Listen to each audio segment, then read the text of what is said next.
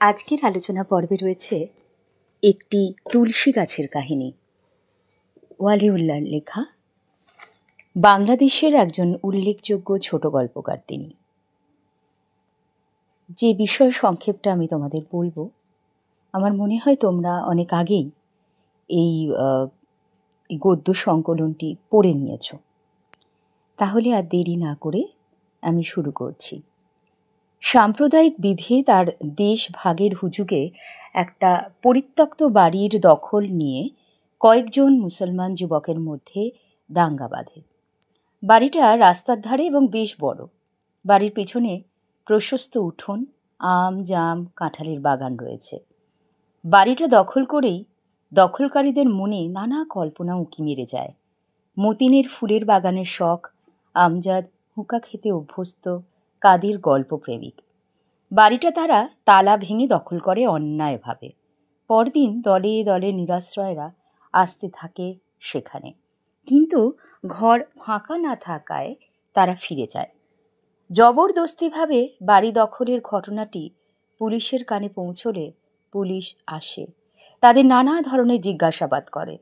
কেউ বলে তারা বাড়ি দখল করেছে বটে, কিন্তু জানলা দরজা ভেঙে তারা বিক্রি করেনি। আবার কেউ বলে বাড়িওয়ালা নালিশ না করলে সে নালিশটা যথাযথ নয়। আবার কেউ বলে তাদের যাওয়ার কোথাও জায়গা নেই বলে এখানে এসেছে। রাতারাতি বাড়িটা গম গম করে ওঠে। এর আগে তারা যে বাড়িতে বাস করত তার তুলনায় এখানকার পরিবেশ অনেক ভালো। বিশেষ করে ইউনুসের স্বাস্থ্যের কিন্তু উন্নতি এখানেই ঘটে গেছে। একদিন মোদাব্বের উঠানে পায়চারি করতে করতে একটি তুলসী গাছ দেখে। সকলকে ডেকে সেটা তুলে ফেলতে বলে, কারণ এখানে তারা কোনো হিন্দুয়ানির চিহ্ন রাখবে না। কিন্তু কেউ তুলসী গাছটাকে তুলে ফেলতে চায় না। হিন্দু বাড়িতে প্রতিদিন সন্ধেবেলায় গৃহকর্ত্রী তুলসী গাছের তলায় প্রদীপ জ্বালায়, গলায় আঁচল দিয়ে প্রণাম করে।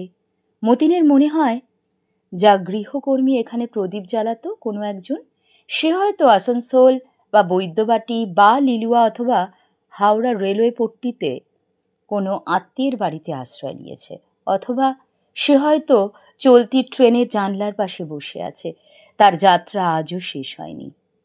সন্ধ্যা ঘনিয়ে এলে প্রতিদিন নিশ্চয় তার এই তুলসী গাছের কথা মনে হয় এবং চোখ ছলছল করে ওঠে।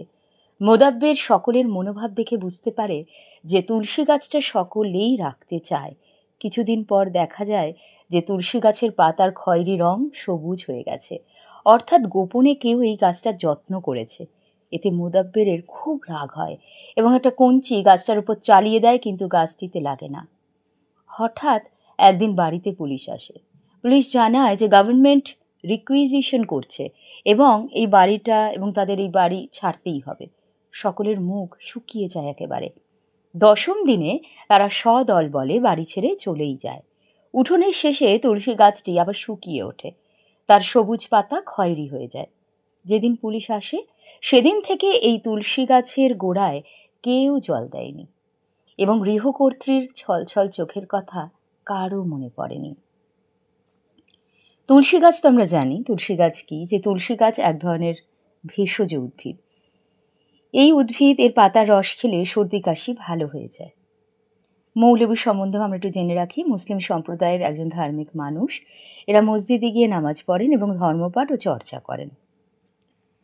একটি এক্সট্রাক্ট নিয়ে পরবর্তী ক্ষেত্রে আবার হাজির হয়ে যাব আমি, এবং এই হাজির হওয়ার সঙ্গে সঙ্গে তোমাদের আরও 2-1টা এক্সট্রাক্ট তার সঙ্গে প্রশ্নও দেব, যেটা তোমরা বাড়িতে বইটি পড়ে পাঠ্যাংশটি পড়ে লেখার চেষ্টা করবে। আজকের আলোচনা এ পর্যন্তই। অনেক অনেক ধন্যবাদ।